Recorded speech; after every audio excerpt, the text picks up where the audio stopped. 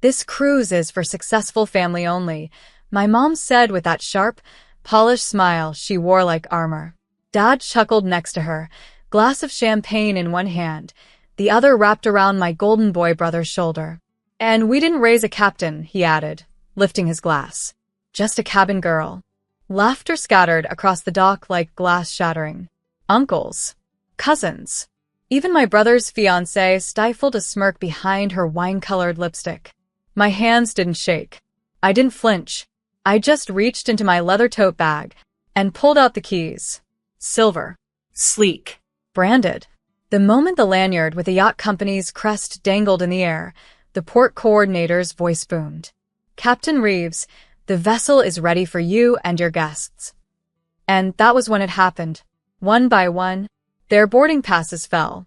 Some dropped them. Some froze. My mother's wine tilted, but she didn't notice as her hand lowered, stiff and unsure. "My name is Alyssa Reeves. And from wherever you're watching this, stay with me. Because sometimes the deepest betrayals aren't explosive. They're slow, daily, coated in tradition and salt."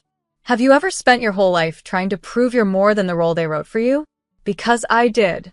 What they didn't see behind my calm smile on that dock was the 10 years I spent swallowing their backhanded compliments. The birthdays they skipped. The graduation where they left early to catch my brother's soccer game. I used to think if I achieved enough, paid their bills, showed up to events, helped mom through her surgery, they'd finally say, "We're proud." Instead, I got, "You're just not as ambitious as your brother. Why don't you do something impressive for once?" She's good with chores. Always has been. So I stopped arguing. I stopped asking. And I started building. Quietly. Because there's a kind of power that grows in silence. And when it blooms, it doesn't need applause. That cruise? It was never just a vacation. It was my test. To see if they'd love me without knowing what I owned. Spoiler. They failed. But what happened after they realized whose yacht it was? Let's just say, it rocked more than the boat. My brother was the first to break the silence. "Wait, your yacht," he scoffed, pointing at the massive, pristine white vessel behind me. "You mean you rented it, right?" "No," I said, stepping past him. "I mean I own it." Mom blinked like her lashes were malfunctioning. "You don't even have a real job." I laughed softly. "I guess that depends on what you call real." The yacht's private crew greeted me with salutes and nods. One of them, Captain Alvarez, handed me the final manifest, waiting for my approval. I scanned it, signed, and turned back to the family, now awkwardly clutching luggage and designer sunglasses like broken shields. Boarding starts in 10. Passengers under the confirmed manifest only. Dad's face flushed. "Sweetheart, you're not seriously saying—" "I gave you all a chance," I said, still calm, still gentle. "To see me, not what I own, not what I used to do for you, just me. And you made it clear. I'm not successful enough to be family." Let me rewind for a moment. 3 years ago, I was working 12-hour shifts on marine logistics teams, managing shipments for cruise lines, private vessels, and ecotourism fleets. No one in my family cared. They didn't ask how I was doing. Didn't notice when I stopped coming to holidays. Didn't text me when I launched my own consulting firm. And definitely didn't congratulate me when, after 2 brutal investment rounds, I acquired one of the smaller yacht fleets I used to serve coffee on. They were too busy planning their own lives, ones that never had a seat for me unless I brought plates or paid the deposit. I bought the yacht not to prove anything. I bought it because the ocean taught me to be steady, even when everything else swayed. Back on the dock, Mom tried a softer tone. "We didn't mean it like that," she said, her voice suddenly delicate. "Of course not," I replied. "You never mean the knife. It just ends up in the back anyway." They thought I'd break, that I'd cry, that I'd beg to be let in. Instead, I turned to the crew and said, "Raise anchor when ready." The yacht horn blasted. The walkway began to lift. And my family stood frozen, watching their cabin girl disappear over the waves. But they had no idea what was waiting on board, because one more surprise was still to come. The The yacht glided out over the harbor, sunlight dancing on the water like tiny spotlights lighting my exit. Behind me, my parents, brother, and his fiancée shrank into the background, stunned, motionless, silenced not by rage, but by reality. They'd spent years defining me by what I wasn't. And now, they were choking on what I had become. Inside the main lounge, the real guests were waiting. 10 names, each carefully chosen. None related by blood. There was Cassie, my college roommate, who once gave me her last $20 when I was late on rent. Janelle, my former supervisor, now a single mother, who covered my shifts when I had to rush mom to the ER years ago, and never once asked for anything in return. And Malik, the marine mechanic who used to stay late after hours to show me how the engine room worked, when my own dad couldn't even explain how to change a tire. They were all here, in gowns and suits, sipping champagne, because I hadn't just built this yacht to flaunt. I'd built it as a space where real love, real loyalty could breathe. As I walked in, Cassie raised her glass. To Alyssa, she said, smiling. The girl they overlooked, until she sailed right past them. Laughter erupted, but not the mocking kind I was used to. The kind that feels like sunlight in your lungs. I raised my own glass and said, to the ones who saw me before I became visible. We clinked, and for the first time I felt full. Later that night, just as the stars were rising, I sat alone on the upper deck. Quiet, reflecting. That's when Malik joined me, handing over a small, black velvet pouch. What's this? I asked. He grinned. A token. For your first official journey as captain owner. Inside, a compass. But not just any compass. It was the one we'd repaired together back when I was a logistics assistant, the one we salvaged from a shipwrecked vessel no one thought was worth saving. I held it in my hands, eyes stinging, because this was who I was. Not the cabin girl they mocked, but the girl who learned to navigate storms. And now, I had my own course. I looked toward the horizon and whispered. They called me lost. But they forgot, some of us live at sea. The next morning, my inbox was flooded. Messages. Missed calls. A voice memo from my brother that started with, Alyssa, what the hell was that stunt? Mom's text read, we were just joking. You know we love you. Please call. And Dad's? Just a screenshot of a news headline. Former marine logistics consultant becomes youngest black female owner of private luxury yacht line. The article had quotes from my silent investors, photos from my yacht's maiden voyage, even a mention of our philanthropic charter program, all of which they never knew about, because they never asked. Back in the yacht lounge, I watched as Janelle's son ran around the deck, gleeful and free. Cassie was on a call with a nonprofit we were going to sponsor.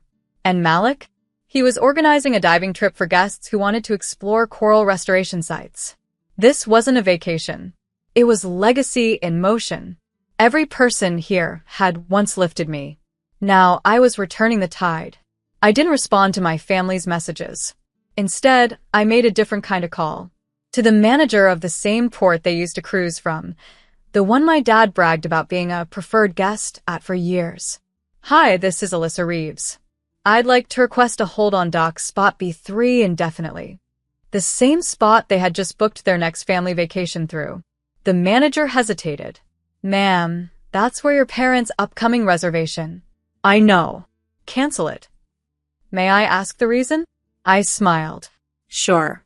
The dock's reserved for family. Back in the captain's office, I framed the printed version of my yacht license. Not to brag. To remember. Because I'd spent so many years trying to belong that I nearly forgot I could own. Own the space. Own my story. Own my silence. Even when their noise was louder. The sun began to dip into the sea. Dinner was almost ready. But before I joined my real family, I typed one final message to my mother. You once said I wasn't built to lead. But Mom, not only did I build the ship, I learned to sail without you clapping once. I hit send and deleted the thread. I wasn't cutting ties out of hate. I was finally honoring my own worth. By the 5th day, we were anchored off the coast of a quiet island, No tourist traps, no party boats. Just waves whispering like secrets and stars more honest than any family I ever knew. The guests relaxed around a fire pit on the upper deck. Janelle's son was showing Malik how to roast marshmallows while Cassie played soft jazz on the portable speaker. It felt like a scene from a life I used to think belonged to other people, the ones who were invited, who had rooms already made for them. Now, I was the one holding the keys. Around midnight, I got a message request from an unknown number. It was my sister-in-law, the one who once said, "Alyssa's better at cleaning than dreaming. Can we talk? Your parents are hurting. You're still their daughter. And this yacht thing, it's not permanent.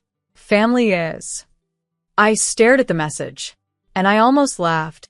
Not because it was funny, because for years, that was the line they'd weaponize anytime I asked for respect. It's just family. It's not that deep. You're being too sensitive. But the truth is, it was that deep. They called me sensitive when I cried quietly in the guest room after being excluded from family decisions, despite paying their bills. They said I was dramatic when I asked for recognition, after organizing, cooking, and financing 4 consecutive family holidays. And they laughed every time I dared to dream bigger than support role. Now, they wanted to talk. I powered off my phone, because closure doesn't always look like a conversation. Sometimes it's simply no longer explaining yourself to people committed to misunderstanding you. The next day, we stopped at a village I used to deliver supplies to as a rookie in logistics. They remembered me. The fishermen. The little girls who once braided my hair. The elder who blessed our voyage with herbs and salt water. We donated new solar equipment. Janelle's nonprofit gave books. And the children gave us the gift of wild, joyful laughter. That night, Cassie whispered to me, "You built a home at sea. One where we all belong." And it hit me. I didn't just escape my family's house. I redefined what family was. Because blood might bind you, but choice builds nations. By the time we reached the next port, word had already traveled. Apparently, a cousin had shared a picture of the yacht online with the caption, "Can't believe Alyssa went full billionaire without telling anyone." The comments? Wait, her yacht? Isn't she the one who always served food at parties? She must have married rich. Of course. They couldn't believe I did it on my own. They had to assign the credit elsewhere, to a man, to luck, to anything except my own sweat and sleepless years. But I didn't respond. I let the silence speak for me. Again. Instead, I hosted a workshop on board. 10 young women from coastal towns, all of them training to become marine engineers and captains. We toured the ship. They asked questions. I showed them blueprints, engine schematics, the exact points where I made changes to increase fuel efficiency. They were sharp, curious, hungry. And when one of them asked, "How do you deal with people who don't believe you belong here?" I smiled and replied, "I stopped needing permission." Later that evening, a delivery arrived via tender boat. A bouquet. White lilies. A card from my father. "We're sorry.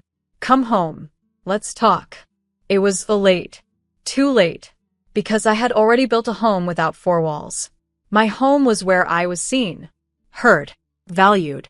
So I had the bouquet returned, with a single message attached. "You taught me that love had terms. I've unlearned that lesson now." Malik caught me watching the sea again that night. "You okay?" he asked. I nodded slowly. Just thinking. It took them 15 years to say sorry. And it took me 15 minutes to realize I didn't need it anymore. He smiled. That's the thing about growing into your own skin. It doesn't fit back into the box they gave you. The next morning, Cassie handed me a surprise. A framed print of the yacht with bold letters across the top. Not the cabin girl. I laughed. It was cheesy. It was perfect. I hung it in the lounge, right above the piano. Not for vanity. For victory. Because this ship wasn't just a vessel. It was a monument. The final leg of the journey took us to a crescent-shaped cove, calm, untouched, the kind of place maps don't name because it's too sacred for tourist brochures. I stood barefoot on the deck, morning wind brushing through my curls. Cassie came up beside me, holding 2 mugs of coffee. Still quiet, she said. Sometimes quiet is the loudest part, I replied. She didn't press. She didn't need to. That's the thing about real family. They don't demand your story. They wait until you offer it. Later that afternoon, I pulled out an old journal. The same one I kept when I was 19, sleeping on a mattress in my parents' attic, writing down goals like own a boat one day or travel without asking permission. The pages were wrinkled, tear-stained in places, scribbled with dreams no one believed in except me. One entry caught my eye. Stop trying to be what they want. Be what you needed when you were younger. It felt prophetic now, because this yacht, this space, was exactly that. A place where no one laughed at your ambition, where women led without apology, where dignity was not earned, but inherent. That night, we had a final dinner on the top deck. The table was full of stories, of laughter, of real love. Not a single person asked me to serve. Not a single voice overpowered mine. And when Malik stood up with a toast, his voice cracked just once.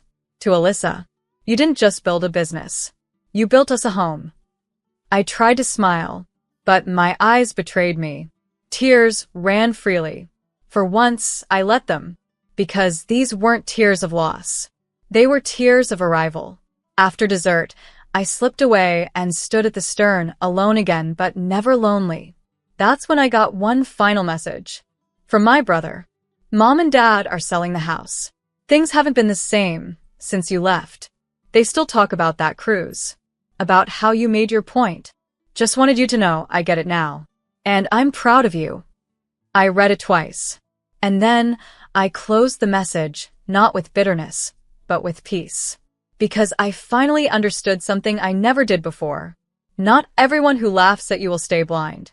Some will remember. Some will learn. The final morning felt different. Not because anything grand happened. Not because of the ocean or the guests or even the island behind us.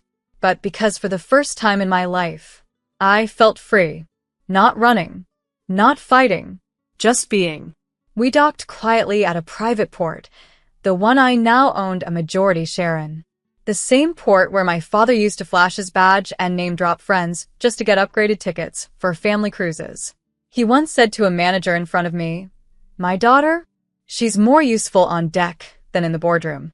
Funny, because now my name was printed on the ownership plaque outside the VIP lounge. As the crew disembarked and Cassie hugged me goodbye, I looked around one last time. This vessel, my floating rebellion, my proof of self, had become more than a yacht. It was a courtroom, a classroom, a confessional, and it had done something no family gathering ever did.